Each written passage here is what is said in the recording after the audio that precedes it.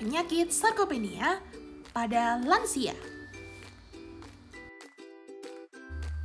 Video ini dipersembahkan oleh Gizi Geriatri kelompok 8 yang beranggotakan ada Dina, Ira, Viola, Aini, Neta, Salma, Nabila, dan juga Korina.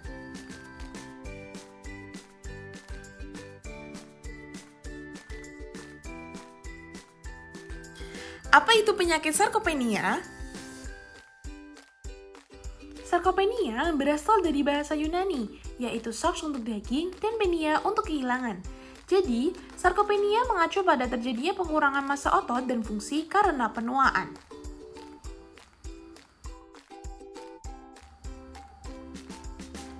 Sarkopenia adalah suatu sindrom geriatrik yang baru dikenali, ditandai dengan penurunan otot rangka yang berkaitan dengan penambahan usia dan kekuatan otot atau kinerja fisik yang semakin menurun. Prevalensi sarkopenia. Pada tahun 2000, populasi lansia lebih dari 60 tahun di dunia sekitar 600 juta. Dapat diperkirakan bahwa sekitar 50 juta lansia menderita sarkopenia. Prevalensi menurut jenisnya. Prevalensi sarkopenia berdasarkan tempat tinggal dibagi menjadi 3, yaitu populasi masyarakat di panti, populasi perawatan jangka panjang, dan populasi perawatan akut di rumah sakit.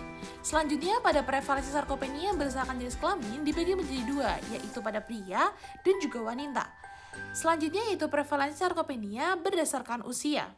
Pada usia 65-70 tahun serta kategori lebih dari 80 tahun. Sarkopenia merupakan indikator terjadi beban kesehatan seperti meningkatnya resiko jatuh, disabilitas, meningkatnya depresi, meningkatnya hospitalisasi, dan kematian. Apa sih faktor penyebab dari sarkopenia? Faktor penyebab sarkopenia. Yang pertama yaitu kurangnya aktivitas fisik, kehilangan massa otot akibat atrofi, malnutrisi, peningkatan sitokin proinflamasi, serta penuaan neuromuskular dan penurunan hormon metabolik. Faktor penyebab. Yang pertama yaitu kurangnya aktivitas fisik.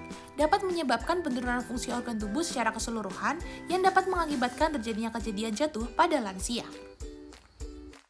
Selanjutnya yaitu malnutrisi. Gizi kurang atau malabsorpsi, pengobatan terkait anoreksia, serta gizi lebih atau obesitas. Pada malnutrisi menyebabkan meningkatnya penurunan massa otot tanpa lemak.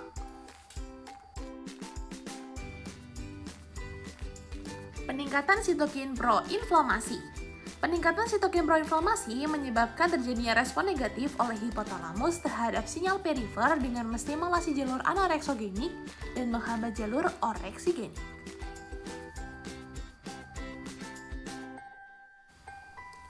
Selanjutnya yaitu penurunan hormon anabolik, menghasilkan efek katabolik pada otot dan tulang. Efek katabolik menyebabkan atrofi otot, osteoporosis, dan melambatnya pertumbuhan.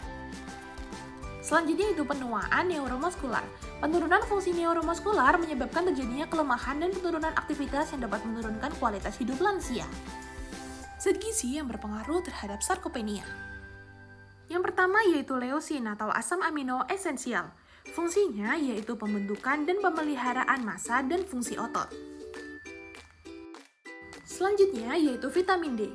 Vitamin D berfungsi untuk mempertahankan dan meningkatkan kekuatan otot serta kinerja fisik. Selanjutnya yaitu kreatin atau asam organik. Fungsinya yaitu untuk meningkatkan kekuatan otot. Kemudian yaitu protein. Protein berfungsi untuk mencegah sarkopenia dan kehilangan otot. Selanjutnya yaitu selenium dan magnesium.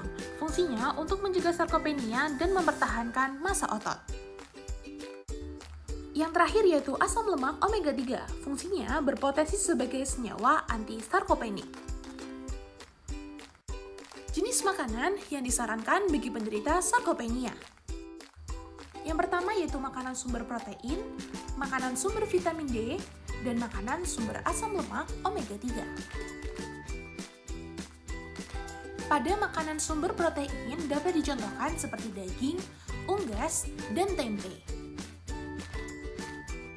Kemudian makanan sumber vitamin D dapat dicontohkan seperti telur, ikan makarel, hati, dan kacang-kacangan.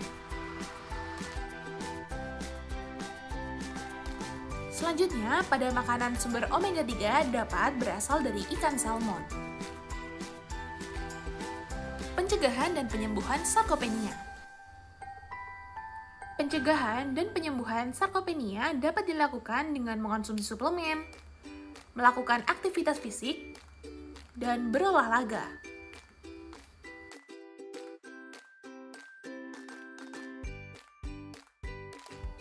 Yang pertama yaitu olahraga. Resistance training merupakan bentuk latihan yang paling efektif untuk mencegah sarkopenia dan dapat ditoleransi baik pada orang tua. Program resistance training dilakukan 30 menit setiap 2 sesi 2 kali seminggu. Dilanjutkan dengan aktivitas fisik. Aktivitas fisik dapat menghambat penurunan massa dan fungsi otot dengan memicu peningkatan massa dan kapasitas metabolik otot sehingga mempengaruhi energi expenditure, metabolisme glukosa, dan cadangan protein dalam tubuh. Kemudian yaitu pemberian suplemen protein. Protein merupakan nutrisi utama yang berperan pada sarkopenia. Hal penting lainnya adalah kualitas protein yang baik, yaitu protein sebaiknya mengandung asam amino esensial.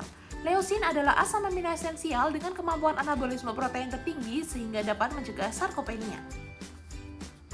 Yang terakhir yaitu suplementasi vitamin D. Suplementasi vitamin D pada usia lanjut bermanfaat untuk mencegah sarkopenia, penurunan status fungsional, dan resiko jatuh. Alpha-kalsidor merupakan analog vitamin D endogen yang berfungsi untuk mencegah jatuh, peningkatan keseimbangan, dan fungsi kekuatan otot.